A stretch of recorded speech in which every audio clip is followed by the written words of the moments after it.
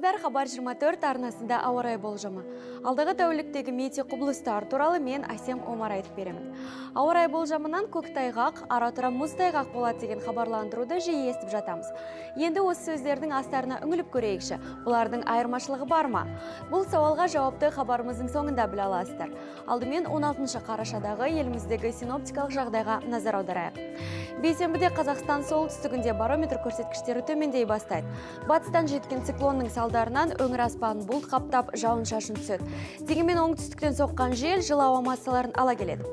Көкшетауда күн ашық әрі тынық, бұл ауа температурасының көп кешікпей төмендейтінен хабар береді. Күндіз бар болғаны +2. Қостанайда жаңбыр сіркірейді, ал түсте сынап-бағаны 5 градус жылылықты көрсетеді. Петропавлда ара-тұра дымқыл қар жауады, 3 градус 0-ден жоғары.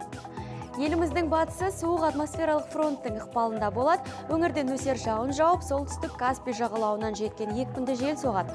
Ал аймақтың оңтүстік бөлігінде циклонның жылы секторының әсерінен күн райы бірқалыпты болады. Дегенмен жаңбыр себелеп өтеді. Ақтөбеде жауын-шашын сиреп, ауа температурасы төмендейді, күндіз +7. Оралда нөсер селдетіп, коммуналдық қызмет мекемелерін біраз әбігерге салатын сыңайы бар, мұнда 4 градус 0-ден жоғары. Атырауда күн ылғалды әрі жаңбырлы, жел күшейеді, 10 градус жылы. Ақтауда жаңбыр жауады +14. Ел батысының басым бөлігінде циклонның салдарынан ауа райы тұрақсыз болады. Аспан түнеріп аздаған жаңбыр жауады, күн суытады. Тек өңірдің батыс бөлігінде ғана атмосфералық қысым артып, күн шуақты болады. Қызылордада күн ашық әрі құрғақ 9 градус жылы. Шымкентте жаңбыр басылады +11. Таразда жауын-шашынсыз 7 градус 0-ден жоғары. Талдықорғанда түнде 0 градус шамасында, ара-тұра ауа температурасы бұдан да төмендейді. Күндізде күн суық әрі жаңбырлы, небәрі +3. Мемлекет шығысында атмосфералық қысым төмендейді. Аспандағы бұлт сейілгенімен жаңбыр сіркірейді. Ал ауа температурасы климаттық межеден төмен болады.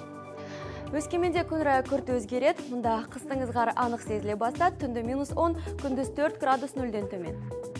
Семейде әзірге термометр бағаны 0-ден жоғары, тал түсте +3. Павлодарда түнде -7 градусқа дейін төмендеп, қатқақ болады, күндіз -3. Орталық Қазақстанда ауа райы тұрақталады, жауын-шашын тоқтап, бұлт арасынан күн күлімдейді. Ал ауаның тәуліктік орташа температурасы қалыпты көрсеткіштерге жуықтайды.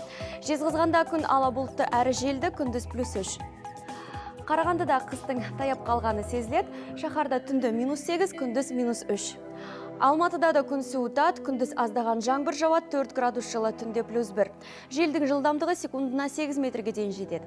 Ал Астанада көшпелі бұлт шығып, жаңбыр сіркірейді. Күндіз 0 +2 градус шамасында, түнде -5.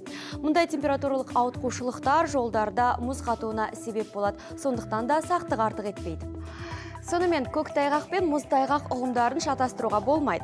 Әдетте ауа температурасы 0 градус шамасында немесе одан әрі төмендеген кезде жылымықтан кейін суықтың қайта түсуінен жұқа мұз қатады. Мұны көктайғақ деп атайды. Ал мұздайғақ жер бетін өсімдіктер мен өзге де заттардың үстіңгі қабатында пайда болатын тығыз мұз тәрізді жауын-шашын түрі. Метеоролог мамандар мұны жаңбырмен, бұршақ және қармен байланыстырады. Сіздермен бірге болған Хабар 24 арнасының метеорологиялық қызметі. Күн райы шырайлы болсын.